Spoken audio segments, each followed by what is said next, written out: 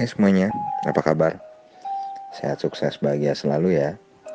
Jangan lupa subscribe karena subscribe itu gratis, dan dukung kami dengan membagikan channel ini agar kami dapat lebih berkembang dalam memberikan informasi, insight, dan juga edukasi. Bagi Anda yang selama ini sudah mendukung kami dengan mensubscribe dan membagikan channel ini, kami ucapkan terima kasih dari lubuk hati yang paling dalam. Semoga Anda dilimpahi kebahagiaan, kesehatan, dan kesejahteraan yang melimpah. Yuk kita mulai insight-nya. Kali ini kita akan cerita-cerita lagi sebuah saham yang produknya mungkin sudah sangat dikenal di hampir seluruh Indonesia, di mana ada minimarket, di mana ada roti, biasanya ada Sari Roti. Sari Roti ini adalah sebuah saham yang begitu terkenal mungkin ya di antara semua orang yang memakan roti, karena mungkin satu-satunya perusahaan roti yang terkenal dan TBK.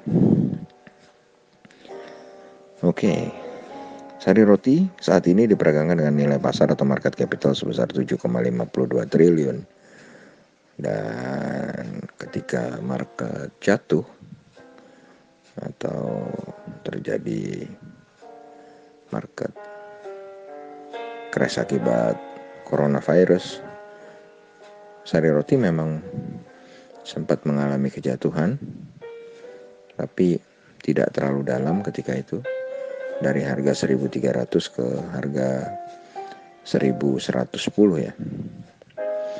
Jadi cukup lumayan kuat. Kalau kita lihat, Sari Roti sendiri adalah sebuah perusahaan yang IPO tanggal 28 Juni 2010 dengan pemilik saham utamanya adalah PT Indo Retail Makmur International Tbk atau DNET sebesar 25,77% dengan saham publik yang tidak terlalu besar 20,83%.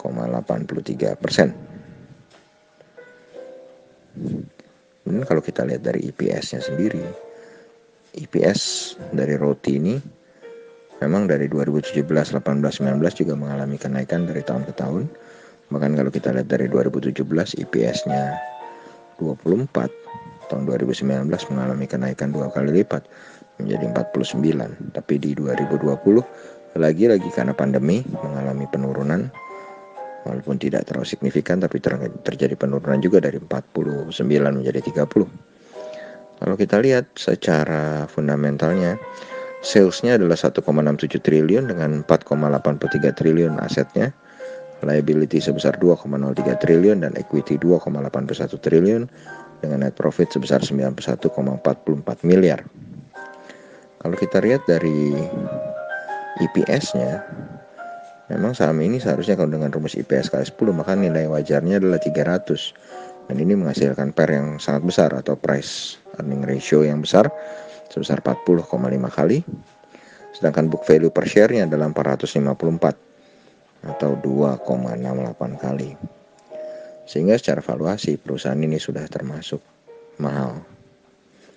Sedangkan dari NPM dan ROE-nya, net profit margin-nya adalah 5,46% dan return on equity-nya adalah 6,51%. Kembali lagi, ini disebabkan karena ditekan oleh COVID yang menyebabkan omset penjualan roti mereka menurun.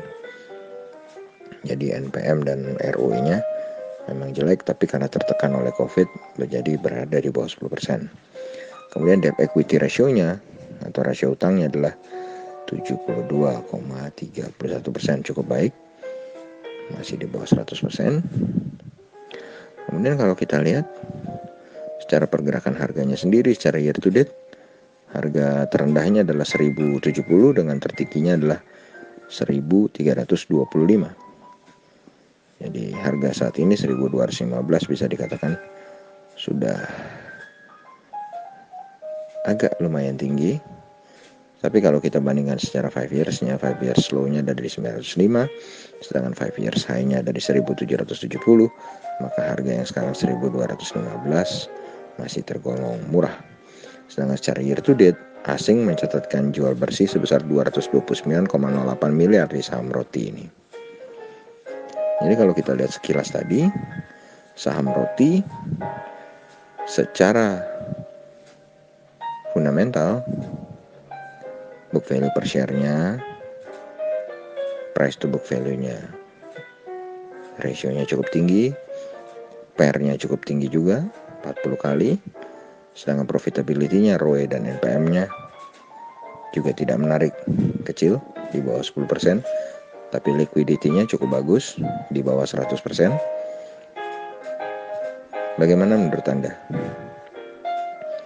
Apakah Anda berniat memegang saham roti yang juga merupakan penguasa dari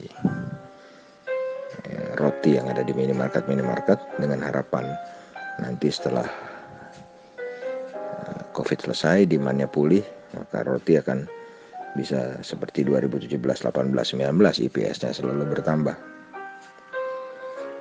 Anda yang memutuskan, kami hanya memberikan insight dengan memberikan sebuah saham yang produknya ada di tengah-tengah kita. Demikianlah. Sekali lagi semoga bermanfaat, tetap sehat, tetap semangat, maju terus dalam mencapai profit maksimal di pasar modal Indonesia, dan jangan lupa untuk selalu berbahagia.